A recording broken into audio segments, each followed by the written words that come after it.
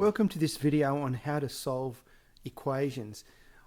Before we start, it's important to make the note that this actually is not a beginner's course in solving equations, but rather it's for people that have had a little bit of experience solving equations. So we're going to review the basic ideas and then extend them a little further into more difficult equations that need to be solved. Our first question then is to ask, what is an equation? And the answer is that it's a mathematical statement that says two things are equal. In an equation, there's an equal sign. And so if I have something like this, x plus 3, just on its own, this is actually an expression.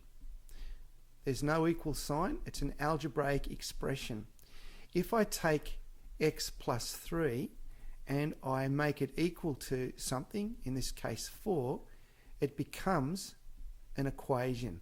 You'll notice it's got an equal sign and we can actually find a solution. So in this case, we know that x must be 1 because 1 and 3 equals 4. So what is a linear equation? Because in this particular video, we're only going to look at linear equations. And the answer is that in the equation, the variables only have a power of 1 and nothing greater than that. So if I take this equation here, x plus 3, and make it equal to 8, we call this a linear equation because the x has a power of 1. You'll remember that if no index appears above the variable, there is a 1 there. But if I take something like this, x squared plus 1, and make it equal to 10, this is no longer a linear equation because the power is greater than 1. So that's the difference between a linear equation and other types of equations. When we're asked to solve an equation, our goal in solving an equation is to find the unknown value for a variable. So we'll do an example of this just to illustrate a very simple illustration. So if we're asked to solve an equation like this, x plus 3 equals 8, then our goal is to actually find out what this value here is, and that would be solving it. And we know that in this particular case, the solution would be x equal to 5. So that's our solution to the equation.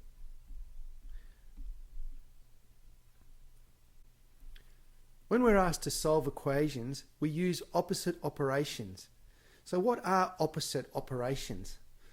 Operations in maths are things like adding, subtracting, multiplying, and dividing. And the opposite of these, in this case of adding, is subtracting, and the opposite of multiplying is dividing, and vice versa. The opposite of minusing is adding, and the opposite of dividing is timesing. And we're going to use this a lot in the solving of equations. It's important to notice that when you solve an equation, if we use an opposite operation on one side of the equation, then we have to use the same operation on the other side to keep the equation balanced. It's probably better if I illustrate this with a simple example. So if I'm asked to solve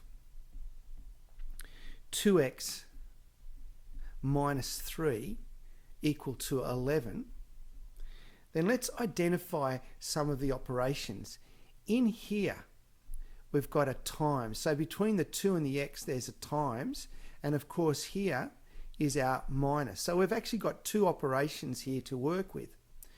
In order to solve this, we go ahead and use our opposite operation. So we'll get rid of the number first. The opposite of minusing is adding 3. So we're going to add 3 to both sides, as we mentioned in the notes here. So when we write this out, we have 2x equal to 11 plus 3 is our 14.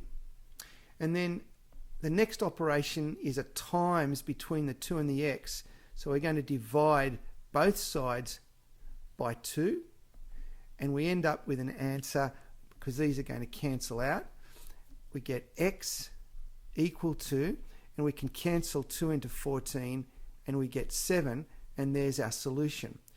So here we use the opposite operations. Firstly, opposite minus is an add, opposite timesing is a divide, and by using these in the appropriate way and in the correct order, we will end up with the correct solution. So what are the steps that we need to take in order to solve an equation? Here they are, and we're going to go through them fairly quickly and then illustrate them with examples in the next video. So the first step is to look to perform these opposite operations. So we've got a positive is opposite to minus, a times opposite to divide. Our second step is then to add or subtract the same number to both sides of the equation, or if we're finished adding or subtracting, we multiply or divide both sides of the equation by the same number. And the final step is to solve two-step or three-step equations, which will require us to repeat steps 1, 2 and 3 as needed. So in other words, the more complicated a problem is to solve, probably the more times we need to repeat step 1, 2 and 3. But the hint is that it's often easier to first add or subtract the same number to both sides of the operation. So is there a way of checking if I've found the correct missing value for the variable? And the answer is yes. You can do this by substituting your answer back into the original equation. And if you find that the left-hand side equals the right-hand side of the equation, your answer is correct. So what does this actually mean? Well, let's assume that we've actually found that the solution to an equation, that's this one over here, 2x plus 1 equals x minus 4, turns out to be x equals minus 5. We can check this. We take the left-hand side of the equation, which is 2x plus 1, and we substitute in the value of minus 5 for x. And when I work this out, I get 2 minus 5 is minus 10 plus 1 is minus 9. Then we do the same with the right-hand side, and we say the right-hand side is equal to x minus 4. So when we substitute in the value of x, we have minus 5 minus 4, and that gives us minus 9. So what we've got is that the left-hand side is in fact equal to the right-hand side, so it means that x equal to minus 5 is the solution to our equation.